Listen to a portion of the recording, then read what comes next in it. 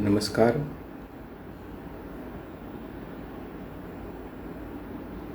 BA same 5 Hindi paper CC 506 प्रश्न पत्र का नाम है हिंदी साहित्य का आधुनिक काल,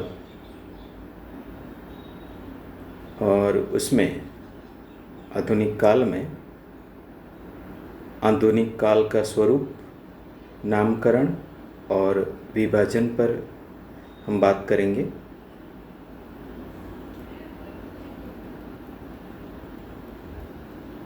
किसी भी भाषा के साहित्य के साथ आधुनिक शब्द का प्रयोग उस साहित्य की उन अनेकविध विशेषताओं की ओर संकेत करता है जो उसे अपने पूर्व युगीन साहित्य से अलग करती हैं। आधुनिक शब्द अपने आप में केवल कालवाचक या समय सूचक विशेषण मात्र न होकर साहित्य की नवीन भावभूमियों एवं नवीनतम गतिविधि की ओर निर्देश करता है। विचार, भाव, भाषा, शैली और स्वरूप हर दृष्टि से इस काल के साहित्य में कुछ ऐसे विशिष्ट परिवर्तन परिलक्षित होते हैं जो उसे उत्तर मध्यकालीन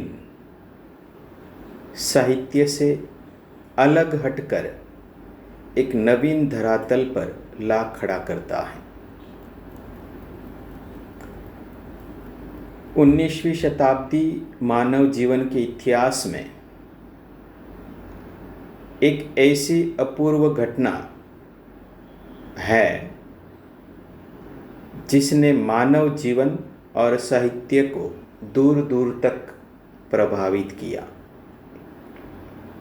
नवीन ज्ञान विज्ञान के उदय आविष्कार का यह युग अपने आप में एक आश्चर्य बनकर सामने आया।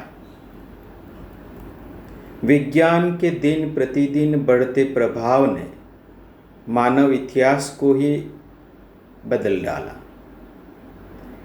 किसी भी भाषा के साहित्य में आधुनिक चेतना को जन्म देने में इस परिवर्तन की भूमिका बड़ी महत्वपूर्ण रही।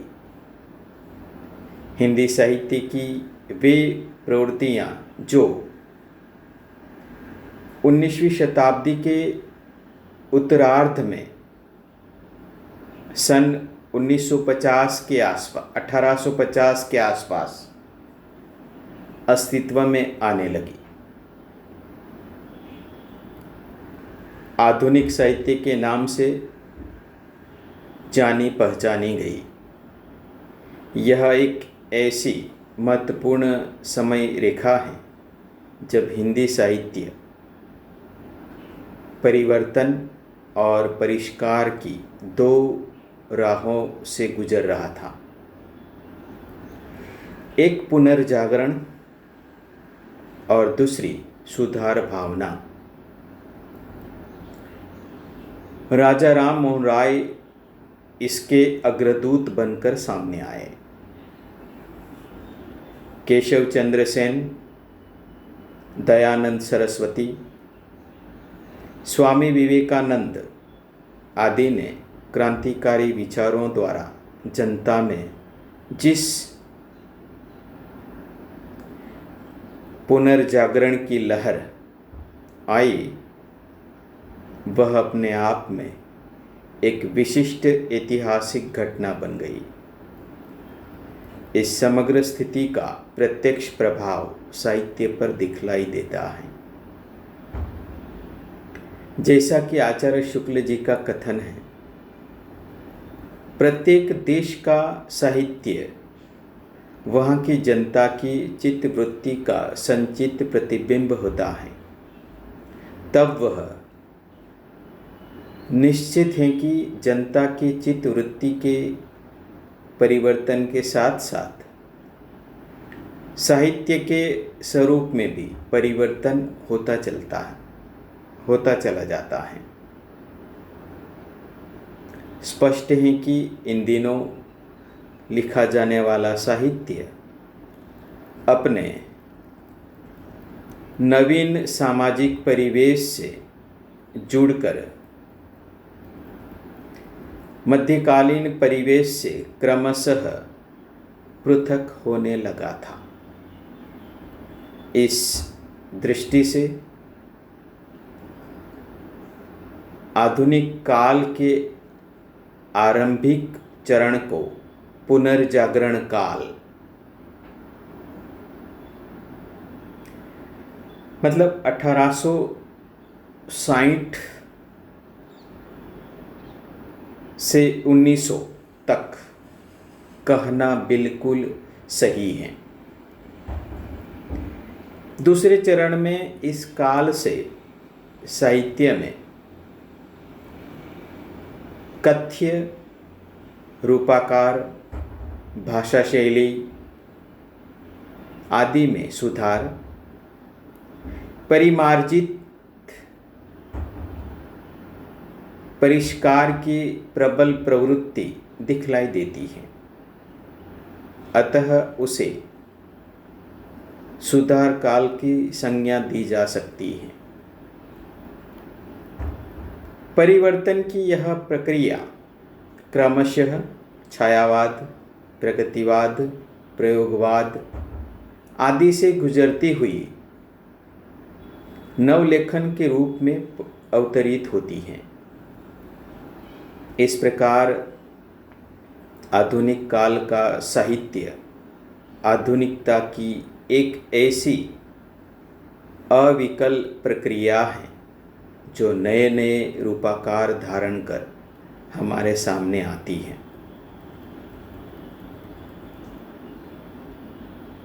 आचार्य रामचंद्र शुक्ल एवं अन्य अनेक परवर्ती इतिहासकारों ने इस काल को आधुनिक काल कहा है। गद्य की विविधता एवं प्रधानता को देखकर इसे गद्य काल भी कहा गया।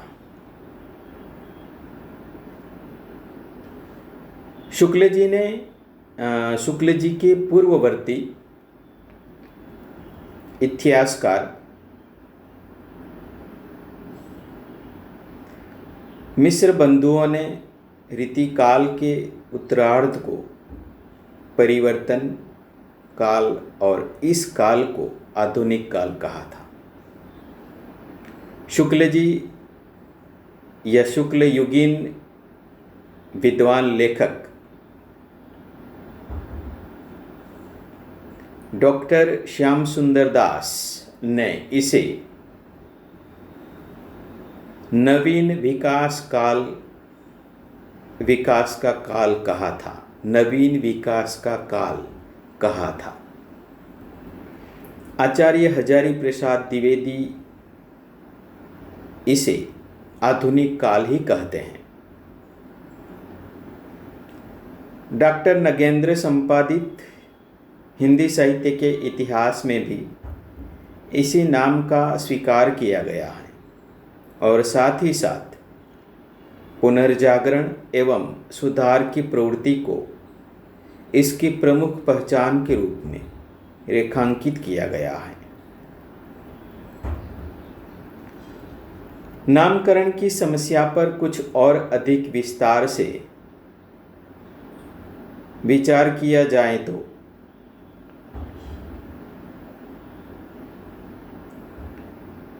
दो महत्वपूर्ण तथ्य स्पष्टतः उभर कर आते हैं।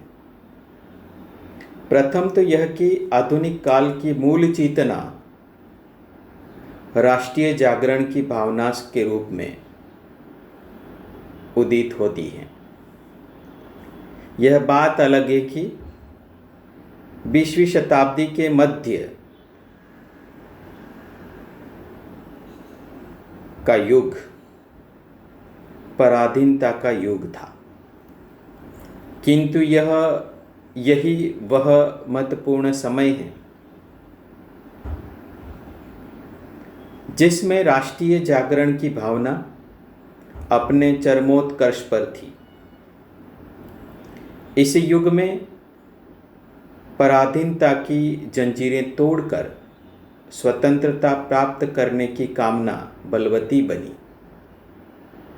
इस युग में अनेक कवियों ने ऐसी बात छेड़ी जिससे स्वतंत्रता का आह्वान था। श्री प्रताप नारायण मिश्र ने लिखा,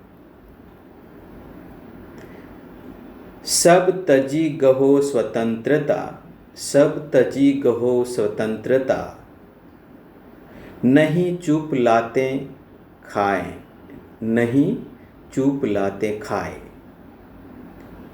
आधुनिक काल के प्रथम चरण के अग्रदूत भारतेंदु जी ने भारत दुर्दशा का यथार्थ चित्र खींचते हुए सोए हुए भारत को जगाने का प्रयत्न किया। कवयित्री सुभद्रा कुमारी चौहान ने झांसी की रानी की मर्दानगी का ओजपूर्ण भाषा में गान कर नव जागृति का नवीन मंत्र फूंका। चमक उठी सन 57 में वह तलवार पुरानी थी, खूब लड़ी मर्दानी वह तो झांसी वाली रानी थी। वीरों का कैसा हो वसंत जैसी रचनाओं द्वारा सुभद्रा कुमारी चौहान ने पराधीन प्रजा में वीरता की भावना भरने का उपक्रम किया था। माखनलाल चतुर्वेदी जैसे राष्ट्र प्रेमी कवि ने राष्ट्र के लिए व्यक्ति के बलिदान की भावना को प्रतीकात्मक शैली में इस प्रकार प्रकट किया है, मुझे तोड़ लेना वनमाली, उस पथ पर तुम फेंक देना फेंक, मुझे तोड़ लेना वनमाली, उस पथ पर तुम देना फेंक, मातृभूमि पर शीश चढ़ाने जिस पथ पर जावे वीर अनेक, मातृभूमि पर शीश चढ़ाने जिस पथ पर जावे वीर अनेक। यही राष्ट्रीय चेतना छायावाद के प्रथम कवि प्रसाद जी की भारती में हिमाद्री तुंग श्रृंग से के रूप में गुंजी। इस तरह पूरा युग राष्ट्र की दमित शक्ति और साहस के नवीन उन्मेष की दिशा में भारतीय जनता के मानस में एक क्रांतिकारी परिवर्तन की भावना जाग उठी। परिवर्तन की इस प्रखर भावना ने सारे वातावरण को बदल कर रख दिया। यह भारतीय जनमानस के बहुमुखी जागरण का समय था। सामाजिक, राजनीतिक, धार्मिक, सांस्कृतिक तथा साहित्यिक सभी प्रकार के जागरण के मूल में राष्ट्रीय जागरण की भावना ही प्रमुख प्रेरणा के रूप में सक्रिय थी। यह बड़े महत्व की बात है कि भारतवर्ष के इतिहास में राष्ट्रीय भावात्मक चेतना और एकता की ऐसी व्यापक आंधी अपने आप में एक अपूर्व और अनोखी घटना थी। भक्तिकालीन भक्ति आंदोलन के रूप में जागरण की जो लहर उठी थी वह सिर्फ सांस्कृतिक या आत्मिक और आध्यात्मिक जागरण तक सीमित थी। अतः वह अपने आप में एकांगी थी, व्यापक नहीं थी। उसे राष्ट्रीय जागरण की संज्ञा से अभिहित नहीं किया जा सकता। जबकि 19वीं शती की जागरण की लहर बहुआयामी होने से निश्चित रूप में राष्ट्रीय जागरण के नाम से पुकारी जा सकती है। इसी के साथ एक और नई बात भाषा परिवर्तन के रूप में दिखलाई देती है।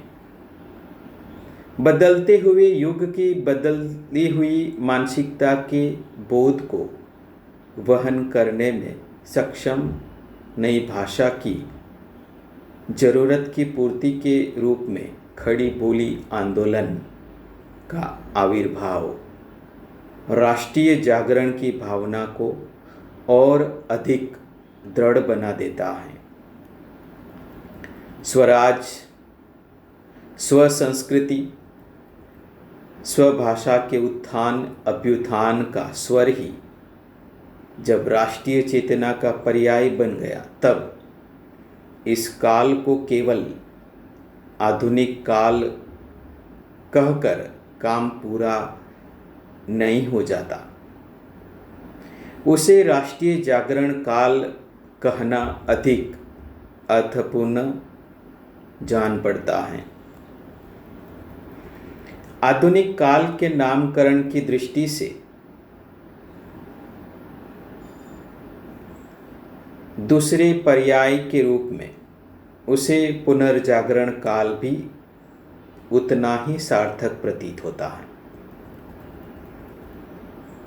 रीतिकाल तक प्रेम और श्रृंगार विषयक प्रवृत्तियों का प्राधान्य रहा, किंतु रीतिकाल के बाद हिंदी साहित्य जगत में कथ्य और शिल्प दोनों दृष्टियों से व्यापक परिवर्तन परिलक्षित होते हैं।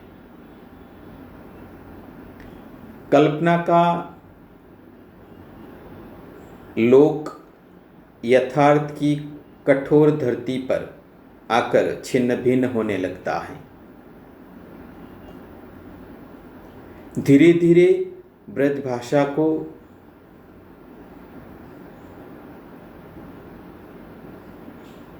अपदस्थ करते हुए खड़ी बोली गद्य पद्य का एकमात्र माध्यम बनकर सामने आने लगती है। युग जीवन में घटित बहुमुखी परिवर्तन साहित्य को दूर दूर तक प्रभावित करते हैं। पाश्चात्य साहित्य एवं चिंतन परंपरा हिंदी साहित्य को अनेक स्तरों पर प्रभावित करते हैं।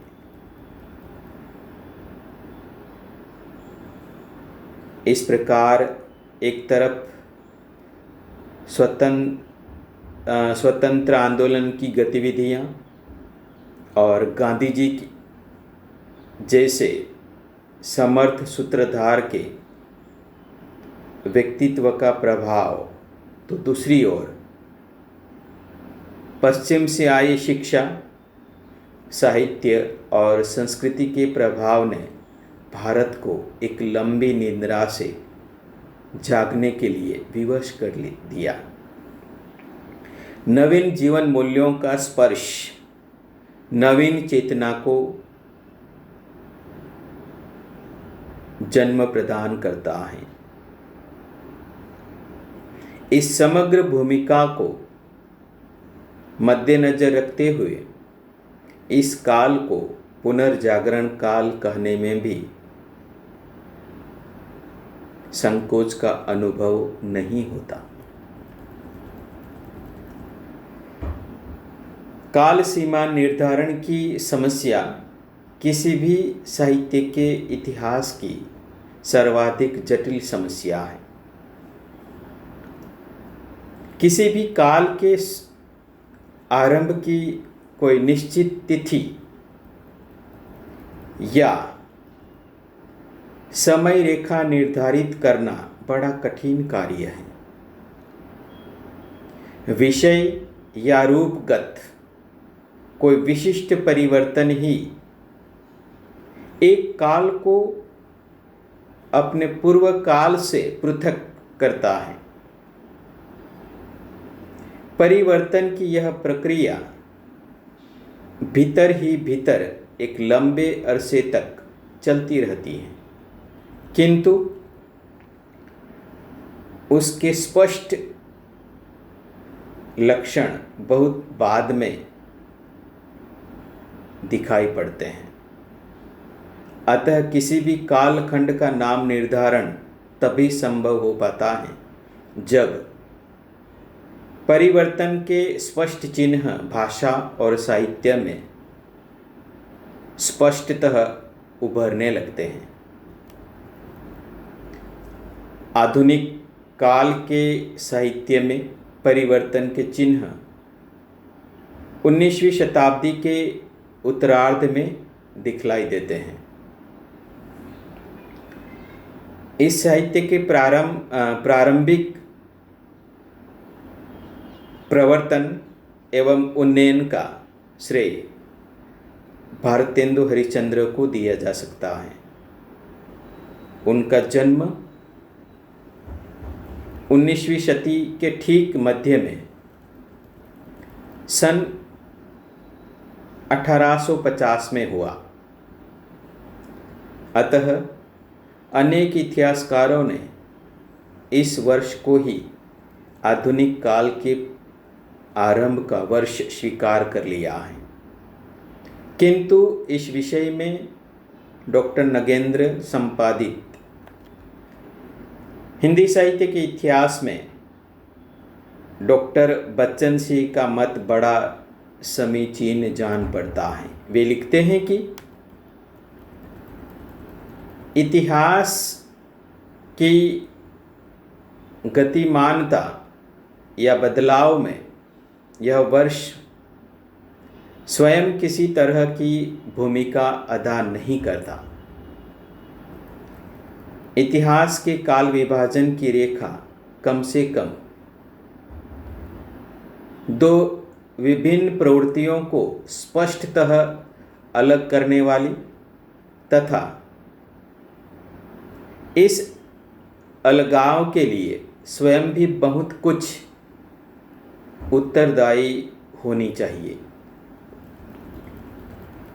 यदि सन 1857 को आधुनिक काल का आरंभिक बिंदु मान लिया जाए तो उपयुक्त दोनों शर्तें पूरी हो जाती हैं। सन 1857 का समय स्वतंत्रता की चेतना के आरंभ का ही समय नहीं, किंतु नवीन बौद्धिक चेतना, आधुनिकीकरण की प्रक्रिया के आरंभ होने का भी महत्वपूर्ण समय है। अतः सन 1857 से आधुनिक काल का आरंभ माना जा सकता है। यहाँ इस बात का उल्लेख भी अत्यंत आवश्यक है कि साहित्य रचना के क्षेत्र में स्वयं भारतेंदु का पदार्पण सन 1868 में हुआ। अतः 1857 को सैद्धांतिक रूप से प्रारंभ बिंदु मान लेने पर भी व्यवहारिक भूमिका पर आधुनिक कालीन लेखन का आरंभ सन 1868 से ही माना जा सकता है। आधुनिक काल का दूसरा छोर कहाँ तक रखा जाए, यह भी अपने आप में एक विचारणीय मुद्दा है।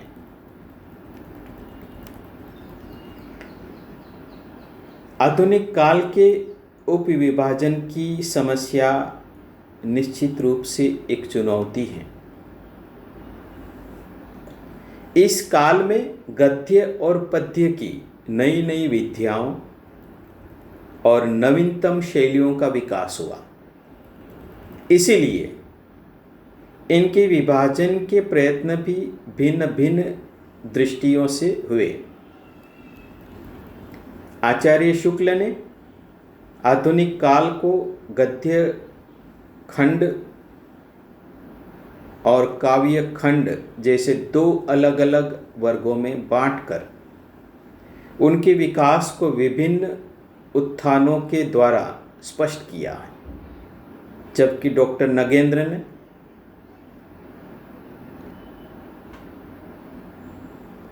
अपने संपादित हिंदी साहित्य के इतिहास में छायावाद को केंद्र मानकर इस युग का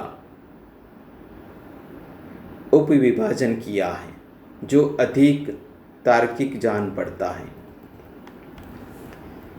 इस दृष्टि से आधुनिक काल को प्रथम तो 3 उपविभागों में बांटा जा सकता है: पूर्व छायावाद युग, छायावाद और छायावादोत्तर युग।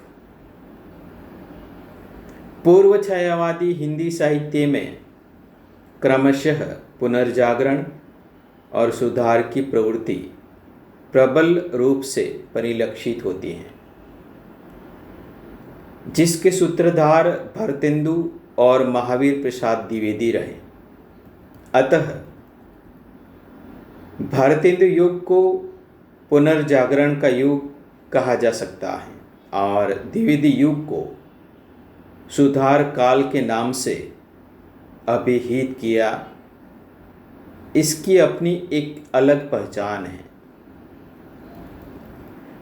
छायावादोत्तर काल में प्रगति, प्रयोग और नवलेखन के नए नए स्वर उभरते दिखलाई देते हैं। इसलिए यह काल साहित्यिक गतिविधियों के वैविध्य का काल कहा जा सकता है।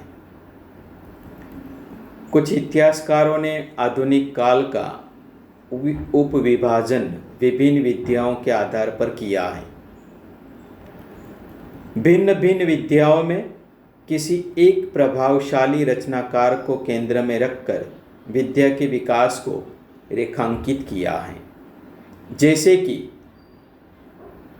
उपन्यास और नाटक के क्षेत्र में प्रेमचंद और प्रसाद को केंद्र में रखकर उपविभाजन किया गया है, जबकि समीक्षा और निबंध में आचार्य शुक्ल को केंद्र बिंदु मानकर विभाजन करने का प्रयत्न किया गया है।